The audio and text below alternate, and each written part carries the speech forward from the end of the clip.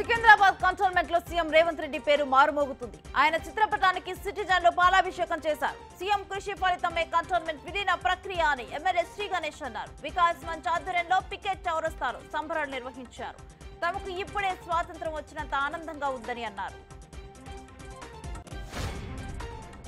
చంద్రబాబు అదనపు కార్యదర్శిగా ఐఏఎస్ కార్తికేయ మిశ్రాను నియమించారు. మిశ్రాను ఏపీ సర్వీసెస్ కు పంపాలని కేంద్రానికి సీఎం చంద్రబాబు లేఖ రాశారు.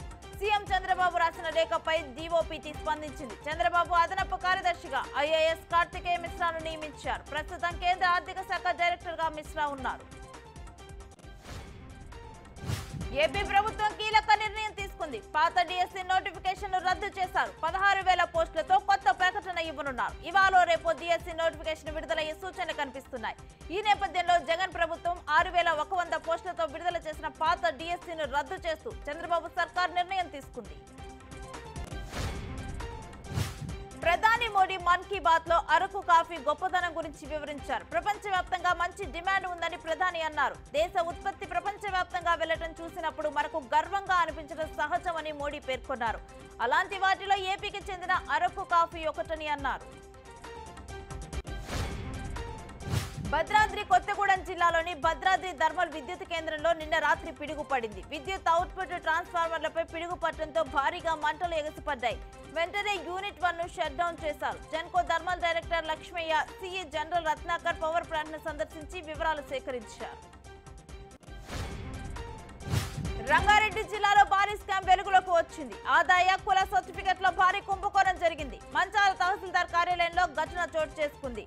హైయర్ ఎడ్యుకేషన్ కోసం విచ్చలవిడిగా ఆదాయ కుల సర్టిఫికెట్లు జారీ చేశారు. తప్పుడు సర్టిఫికెట్లు జారీ చేసిన మంచాల తహసీల్దార్ కార్యాలయ సిబ్బందిపై ఉన్నతాధికారులు ఆగ్రహం వ్యక్తం చేస్తున్నారు. పూతలపట్టు ఎమ్మెల్యే మురళీమోహన్ డ్రైవర్ అవతారమెత్తారు. స్వయంగా ఆర్టీసీ బస్సు నడిపారు. ప్రయాణికులతో కలిసి ప్రయాణం చేశారు. నియోజకవర్గంలోని పలు గ్రామాలకు ఆర్టీసీ బస్సు సర్వీసులను ఆయన ప్రారంభించారు. 10 ఏళ్ల తర్వాత ఆర్టీసీ బస్సు సర్వీసును పునరుద్ధరించడంలో ప్రజలు ఎమ్మెల్యేకు కృతజ్ఞతలు తెలిపారు. పుష్ప సినిమా తరహాలో గంజాయి స్మగ్లింగ్ చేస్తున్న ముఠా ఆట కట్టించారు పోలీసులు. మేడ్చల్ జిల్లా శామీర్పేట ఓఆర్ఆర్ పై వాహన తనిఖీలు చేపట్టగా వీరి గుట్టు రట్టు అయింది. పనస పండ్ల చాటున ఈ ముఠా గంజాయిని తరలిస్తోంది. 33 కిలోల గంజాయిని సీజ్ చేశారు. 3 నిందితులను పోలీసులు అదుపులోకి తీసుకున్నారు. మరొకరు పరారీలో ఉన్నారు. భారతదేశ త్రివిధ దళాల చరిత్రలో మొట్టమొదటిసారి 2 క్లాస్మేట్స్ భారత సైన్యం నేవీ సర్వీసెస్ చీఫ్లుగా మారారు. ఆర్మీ చీఫ్ గా లెఫ్టినెంట్ జనరల్ ఉపేంద్ర ద్వివేది ఇవాళ బాధ్యతలు స్వీకరించారు. నేవీ చీఫ్ గా అడ్మిరల్ దినేష్ త్రిపాఠి మే 1న బాధ్యతలు స్వీకరించారు.